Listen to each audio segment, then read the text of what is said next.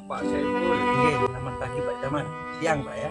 Ya, mulai panjenengan ada di Desa Bunjitan Nggih. dan merawat Candi Tawang Alun ini. Nggih. Riwayatnya Candi Tawang Alun itu bagaimana? Ya pekaten Pak.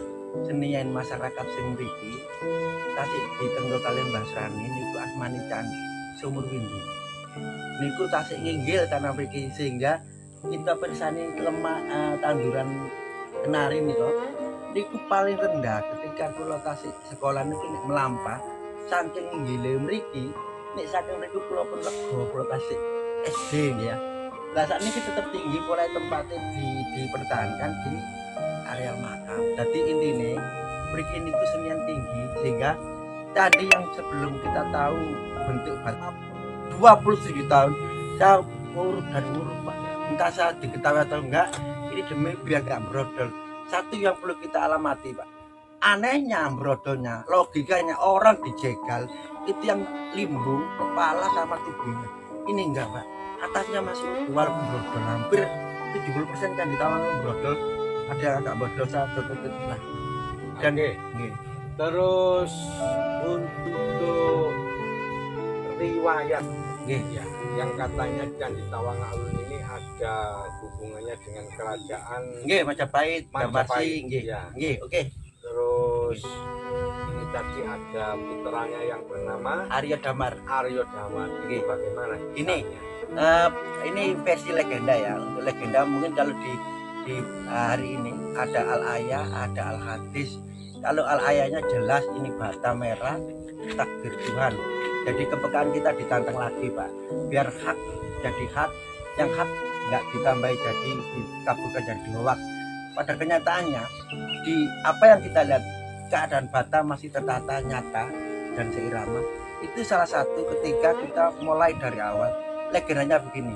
Kalau legenda ini bukan Al Ayahnya tapi suatu versi yang mendukung candi ini. Legenda itu gak bisa ditabrakkan di sejarah. Mereka selaras. Legendanya salah satu dari putra Raja Majapahit yang telah menikah dengan di sini. Ini ceritanya saat dinikah di sini ada kebiasaan mungkin yang kurang pas, kurang dimengerti oleh kerajaan sana. Sehingga si putri Alun itu harus diam memenuhi ketika mengikuti aturan yang ada di kerajaan. Hal ikhwalnya pada saat pernikahan itu akhirnya dia saat hamil dia pingin seperti apa yang dilakukan di sini, ingat kakeknya, ingat di mana kampung halamannya, namanya siapa? Resi Tawang Alun Pak. Nah, itu dia akhirnya pingin kebiasaannya mungkin dianggap kurang baik maka ada diminta. Dan itu sebetulnya harus ada itu kadang-kadang gitu Pak. Tapi maaf nanti orang salah kaprah pengertian itu, nanti kita diskusi masalah itu ya. Ada daging ada bercak merahnya itu pingin itu kelihatan sama penggawanya sana dulunya kerajaan sehingga diusir dan di masa ambilnya agak besar lahirnya sikat aja Pak ya, lahirnya si Joko Dila itu. Saat Joko Dila besar karena dia bukan orang sembarangan, putra dari mungkin kalau dulu sebutannya Negara Biru, itu kecerdasannya kemampuannya luar biasa dibanding dengan teman-temannya. Dan saat dia bertanya itu kan jelas lama kejadiannya. Itu kayak pertama nggak dikasih tahu, akhirnya dikasih tahu sama Resi Tawang Alun sama ibunya juga kalau dia itu bukan putra sembarangan Negara Biru kerajaan Majapahit. Putri Tawang Alun itu permaisuri dari raja siapa? Raja Majapahit kan tadi diusir Pak. Dari perkawinan sama Raja Majapahit ya lahirnya si Joko Dila dulu Pak. Ya, di saat Joko Dila besar dia pingin mendapatkan pengakuan. Kalau sekarang mungkin hanya kakak ya Pak ya. Kalau dulu itu kemampuan dia, Joko Dila pun ngene le. Itu kan belum tahu si Prabu Brawijaya itu. Setelah tahu ngene le, kau memang benar kalau putraku sih tunjukkan, ambilkan tanah yang di tempat kamu. Kalau nanti tanahnya sama, itu berarti kau putra.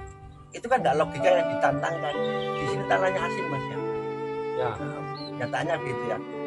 Dan setelah sampai di sana, jejak dari tanah yang diambil oleh si Joko Dila itu sebagian ikut tawar. Sampai sekarang di kita wilayahnya ada yang tawar, ada yang asin. Ya. Oke, setelah dihadapkan ke Prabu Brawijaya. Oke Le, ini benar, tapi belum selesai. Syarat yang kedua, ini lebih ngeri lagi. Kamu harus mampu bikin damar. Kalau itu kebenaran, silonya bikin damar dari tempat wilayah kamu, nanti silonya nyampe sini berarti kau putraku. Ikuti Pak. Dan beliaunya singkatnya bikin di desa sekarang Damarsi. Nah, kemampuannya itu sampai sekarang menjadi dikasih nama gelar. Kalau sekarang itu kemampuan seseorang yang punya mungkin DRS, dokter gitu Pak. Nah mungkin yang penemu lampu siapa itu duluan ini sebenarnya. Cuma keviralannya, beliau dulu Pak ya dunia. Ada Thomas Alva Edison. Thomas Alva Edison ini salah ujuannya lah Thomas Edison. Nah, itu sebenarnya Aryo Damar sehingga julukannya dikasih nama Aryo Damar. Julukan itu pun dikasihkan pada Damar Wulan. Karena ada kemampuan, karena ada damar di sini tidak berbeda, itu hanya gelar. Ada hubungannya dengan Damar Wulan? Nggak ada Pak, itu hanya ketika mungkin ini legenda ya, saya nggak kok memastikan, saya nggak tahu. Kayaknya tempatnya berbeda, cuman kadang-kadang kita lebih memperkuat gelar dari seseorang, jelas akan dikasih pangkat sama masyarakat yaitu gelar kayak tadi. Kalau sekarang mungkin stempel dari fakultas mana. Kalau dulu kemampuan darah birunya tadi, kemampuan dari individu seorang yang menjadikan prioritas gelar itu Pak. Berarti Aryo Damar bikin lampu itu terwujud. Iya terwujud, nyampe silonya ke sana. Ambil tanah terwujud. Iya. Sehingga Aryo Damar diakui. Iya. Belum Pak, itu sebagai masih putranya. belum, ada standar lagi yang keren ini. Apa? Ini pengingatan untuk kita hari ini. Tadi juga pengingatan tentang konservasi. Ini loh Pak yang keren. Oke Le, ini tinggal satu syarat mulai Pak yang saya katakan.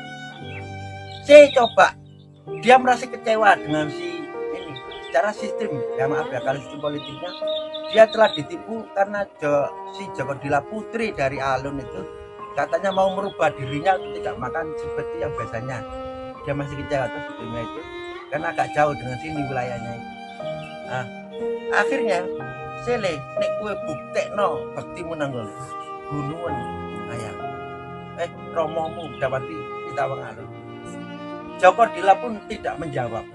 Dia kembali di sini dan satu perenungan yang tidak mudah. Dalam arti itu suatu keputusan Pak ya, kita agak gegabah. Akhirnya dengan kecerdasannya si Joko Dila yang sudah menjadi Aryo Damar tadi, dia semedi di sini. Nah itu kalau kita bicara sejarah itu Pak, kadang ada dari topo sampai mukso. Nah, mukso itu bisa hilang ceritanya, bisa memang dulu orangnya sakti bisa menghilang tanpa membebani yang hidup, bisa begitu. Nah, itu kan untuk anak-anak juga bagus. Kalau sesuatu sejarah kita nggak bisa ngomong logika tentang orang tua. Tetap biarpun orang tua gimana, kita tetap patuh hukumnya sebagai anak. Ini peringatan yang penting di sini Pak. Cerita akhir dari legenda tadi yang kita ambil positifnya. Beberapa poin 3 langkah tadi. Pertama atas teritorial wilayah, kedua juga tentang kondisi tanah, dan ketiga tentang manusia yang harus mengerti orang tua dan sejarah. Terus akhirnya si Joko Dila atau Aryo Damar ini diakui sebagai putra mahkota. Ini dari Majapahit. Kalau kita ngomong putra tetap putranya, tapi untuk diakui sampai saat itu kayaknya belum. Tapi ya karena penghargaan memang putranya sehingga ada perbedaan Pak. Bata yang kita temukan hari ini, kalau seperti yang di Siwalo Pak Sisigodono, itu batanya nggak seperti kaku, bungkus simetris kayak gini. Kalau perbedaannya pejabat kata penjenengan itu mungkin bata-bata rumahnya itu lebih keren, lebih simetris bangunannya. Dan itu pun terjadi di sini. Bahkan kalau Majapahit iya, tapi ada perbedaan. Ini untuk semuanya Pak ya. Kalau toh kita ketemunya di Dermo, Sumur, Pari, Wangkal itu Beradarjo, tapi batanya kalau mau meneliti bisa berbeda. Terus candi ini yang bangun siapa? Ya tadi masa Arya itu Resi Tawang Alun. Resi Tawang Iya, Alun. untuk semedi Aryo Damar. Untuk semedi Aryo Damar. Mekaten Pak. Hasil semedinya bagaimana Pak? Kan tadi disuruh membunuh ya ayahnya sebagai syarat yang ketiga. Ya. Kalau kamu bisa membunuh ya Resi Tawang Alun. Ya, Nah, akhirnya Semedi dia. Semedi karena itu pilihan nggak mudah. Seperti kita hari ini ya. Kalau toh kita disuruh, mungkin si Malakama ya. Kalau dituruti, bapak mati, nggak dituruti ibu mati. Akhirnya dia diam. Kalau manusia, kalau zaman sekarang, mungkin istikharah itu. Dan sampai mukso.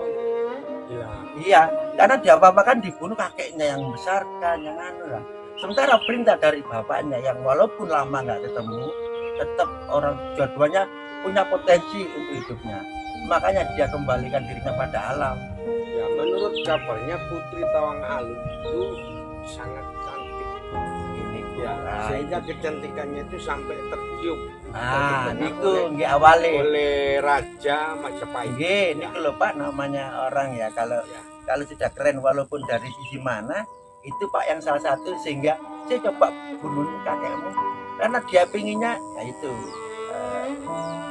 Gitu ya. iya Pak. Terus candi ini mulai dibangun tahun berapa?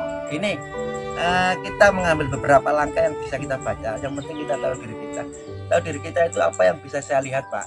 Ini sekitar tahun 89 sampai 9 berapa itu saya mungkin kalau dikorek banyak yang tahu ada pengerukan yang dulu masih sumur windu Pak. Nah di situ kalau ngomong sumur windu itu zong ya yang kita masukkan hari ini itu pun saya nggak tahu siapa yang iramanya bareng Pak, itu nggak ada gini aku sing lupa nggak ada, saya jurupnya aja nggak tahu mengalir aja. Pak Saiful ini mulai kapan? Saya dari kecil Pak, saya lahir di sini. Dari kecil. Iya.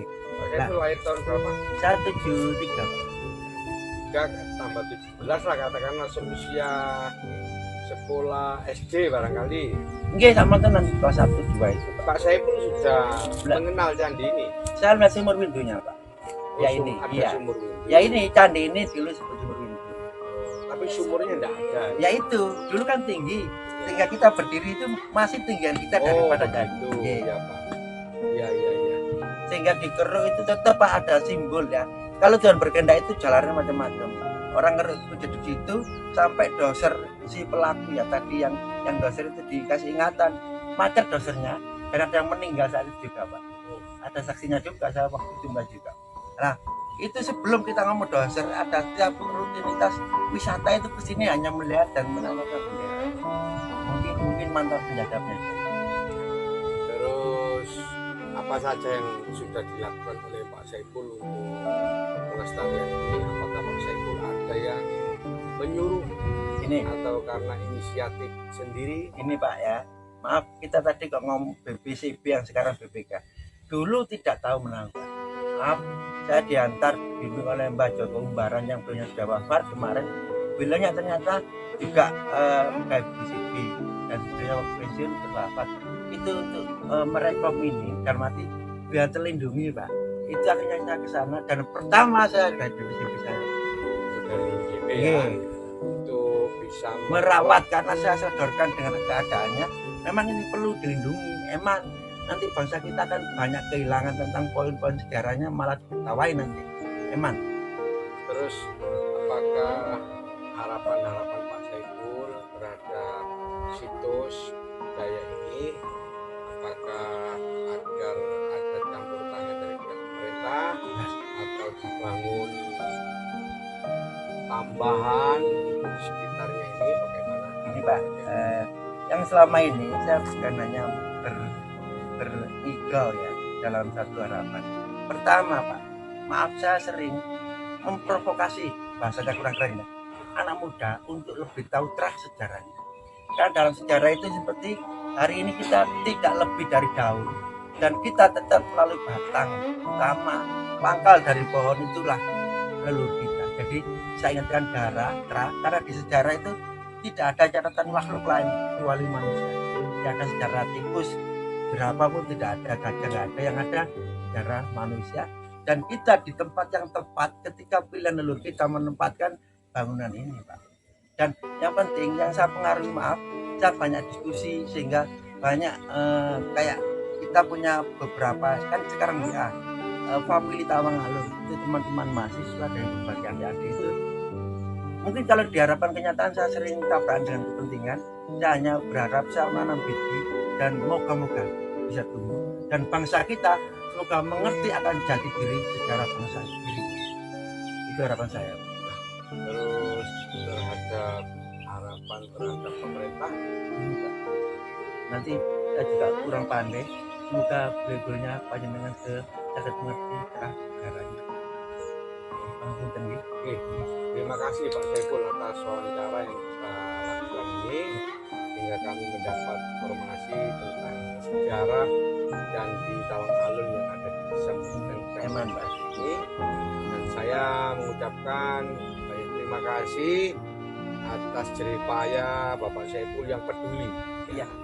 Meskipun yang lain belum diberikan kesadaran untuk peduli, tapi saya apresiasi sekali agar Pak Saiful tetap merawat tempat ini, ya, sebagaimana harapan pemerintah agar tempat ini dilestarikan, dikembangkan, mungkin dirawat dan merupakan kekayaan budaya, situs-situs yang harus kita pertahankan. Hal ini sudah diatur oleh pemerintah sebenarnya di dalam Undang-Undang 11 2010 tentang cagar budaya. Cagar budaya itu harus dirawat, dilindungi, dikembangkan dan diamankan. Siapa? Agar anak kita nanti tidak lupa atau kehilangan sejarah Benar. yang ada di Indonesia. Saya ucapkan terima kasih. Semoga Tuhan yang Maha Kuasa, Allah Subhanahu wa Ta'ala, memberikan kesehatan kepada Pak Saiful yang sudah memelihara, merawat dan ini sebagai manusia. Kami akhiri, terima kasih. Assalamualaikum warahmatullahi wabarakatuh. Tidak, Pak, saya mau ngomong. Pak, untuk Bapak, saya mohon maaf, terima kasih. Moga saya kemas balik ke Bapak. Moga-moga mendapat petunjuk yang betul. Amin. Terima kasih. Amin. Respon Amin. dan perhatiannya, Pak. Amin, Pak Saiful. Assalamualaikum warahmatullahi wabarakatuh.